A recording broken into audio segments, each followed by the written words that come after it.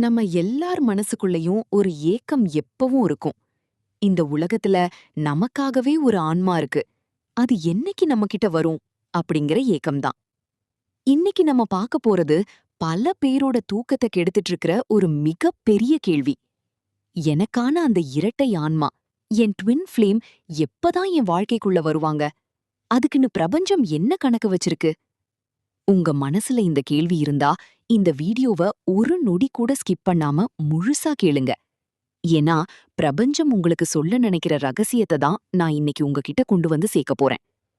உங்க twin flame உங்கள தேடி வர்ற அந்த நேரத்தை பிரபஞ்சம் எப்படி முடிவு பண்ணுது தெரியுமா?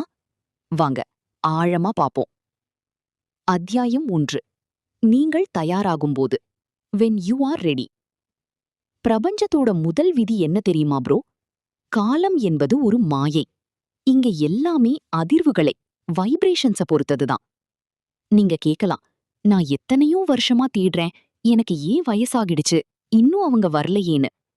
ஆனா பிரபஞ்சத்தோட கடிகாரம் உங்க வயசையோ தீதியையோ பார்க்காது. அது பார்க்கறது ஒன்னே ஒண்ணுதான், உங்களுடைய மன முதிர்ச்சி, ஸ்பிரிச்சுவல் அண்ட் இமோஷனல் மெச்சூரிட்டி. உங்களுக்கான ட்வின் ஃப்ளேம் எப்ப வருவாங்கன்னா, நீங்க உங்க வாழ்க்கையோட ஆகச்சிறந்த பக்குவப்பட்ட நிலைக்கு வரும்போதுதான் வருவாங்க. உங்க மனசுக்குள்ள பழைய காதலோட ரணங்கள், ஏமாற்றங்கள், கோபங்கள், யாராவது வந்து என்ன ரட்சிக்க மாட்டாங்களாங்கிற அந்த ஏக்கம், இதெல்லாம் இருக்கும் வரை இங்க ட்வின் ஃப்ளேம் வரமாட்டாங்க. ஏன்னா ட்வின் ஃப்ளேம் உறவுங்கிறது ஒரு சாதாரண காதல் இல்ல, அது ஒரு மிகப்பெரிய பவர்ஃபுல் எனர்ஜி. அந்த எனர்ஜிய தாங்குற அளவுக்கு உங்க மனசு எப்போ ஒரு பாறை மாதிரி உறுதியாகுதோ, எப்போ நீங்க மத்தவங்க அன்பை எதிர்பார்க்காம உங்கள நீங்களே முழுசா நேசிக்க ஆரம்பிக்கிறீங்களோ, அப்பதான் பிரபஞ்சம் அந்த பூட்ட திறக்கும். நீங்க தேடாத போதுதான் அவங்க உங்க முன்னாடி வந்து நிப்பாங்க. அத்தியாயம் 2. கர்ம வினைகளும் போலி ட்வின் ஃப்ளேம்களும். Karmic partners.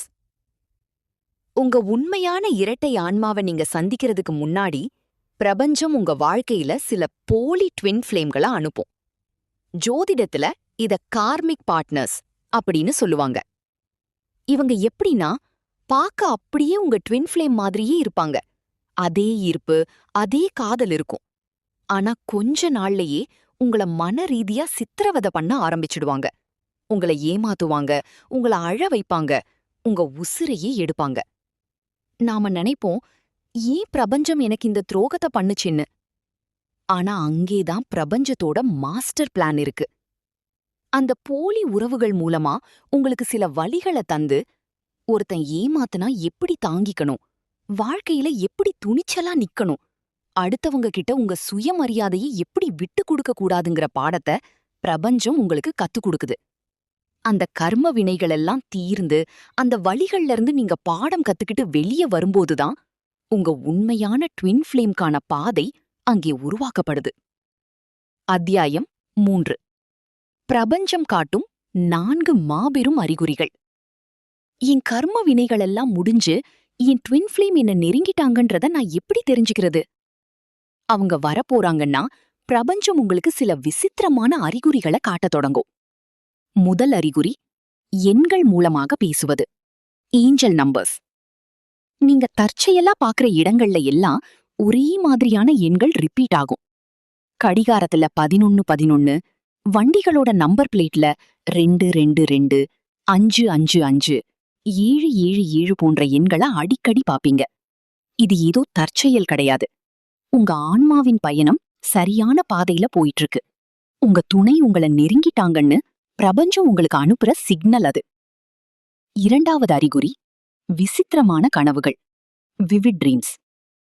அவங்களோட முகம் உங்களுக்கு தெரியாது, ஆனா யாரோ ஒருத்தர் உங்க கூடவே இருக்கிற மாதிரியும், அவங்க கைகளை புடிச்சு நீங்க நடக்கிற மாதிரியும் ஆழமான கனவுகள் உங்களுக்கு வர ஆரம்பிக்கும். தூங்கி எழுந்த பிறகும் அந்த கனவோட ஃபீல் உங்க மனசை விட்டு போகாது.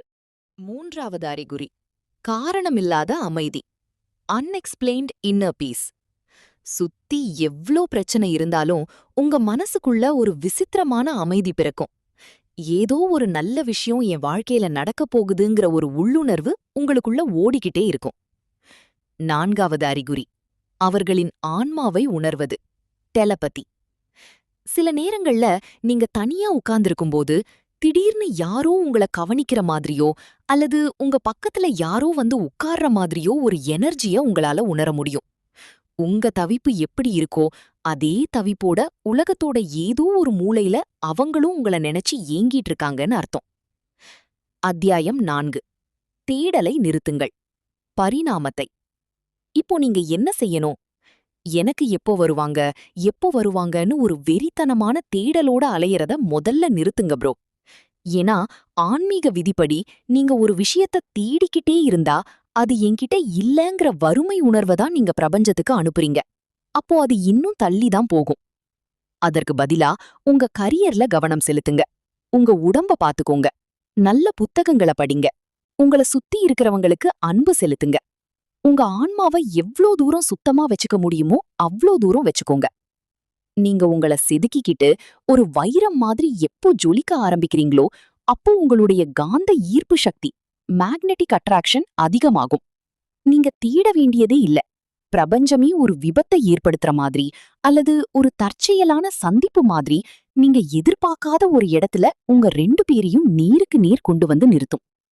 அது சோஷியல் மீடியாவா இருக்கலாம், ஆபீஸா இருக்கலாம், இல்ல ஒரு பஸ் பயணமா கூட இருக்கலாம். பிரபஞ்சத்தின் இறுதி தீர்ப்பு. பிரபஞ்சம் எதையும் காரணமில்லாம செய்யாது. உங்களுக்கு இப்போ வரைக்கும் ஒரு நல்ல துணை அமையலையா? கவலைப்படாதீங்க. உங்களுக்கு ஏதோ ஒரு சாதாரண உறவ கொடுத்து கடந்து போக பிரபஞ்சத்துக்கு இஷ்டம் இல்ல. உங்க உசுருக்கு உசுரான உங்க ஆன்மாவின் மறுபாதிய உங்ககிட்ட சேர்க்கணும்னு அது ஒரு பெரிய மாஸ்டர் பிளான் போட்டுட்டு இருக்கு. காலம் தாழ்ந்து வர்றது தப்பில்ல. ஆனா வர்றது தரமானதா, நிரந்தரமானதா இருக்கணும்ல. அதனால எனக்கு யாரும் இல்லன்னு நினைச்சு கண்ணீர் சிந்தாதீங்க. உங்க கண்ணீர தொடைக்க, உங்க அத்தனை வலிகளுக்கும் மருந்தாக போற உங்க ட்வின் ஃப்ளேம் பிரபஞ்சத்தின் கணக்குப்படி சீக்கிரமே உங்க முன்னாடி வருவாங்க.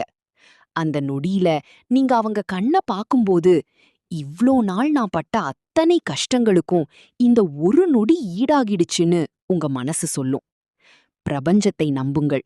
அது உங்களுக்கானதை சரியான நேரத்தில் எவராலும் தடுக்க முடியாதபடி உங்கள் கைகளில் கொண்டு வந்து சேர்க்கும்.